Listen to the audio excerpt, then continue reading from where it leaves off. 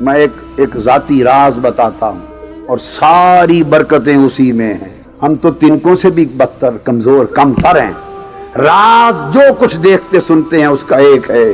میں نے ساری زندگی جب مدینہ پاک میں جنت البقیع حاضری دی، یہ پوری زندگی کا معمول آپ کو بتا رہا ہوں، اس لیے کہ جاؤ تو تم بھی ایسا کیا کرو. جب حاضر ہوتا ہوں سیدہ کائنات، سیدہ عالم فاطمۃ الزہرا صلوات اللہ علیہا کے مزار اقدس پر، ان کے قدموں کے سامنے کھڑا ہو کر، سامنے گنبد خضرا اس طرف نظر آتا ہے، بالکل سامنے، اشارہ کر کے کہتا ہوں اپنے بابا سے عرض کر دیں کہ ہمارا کتا آیا ہے.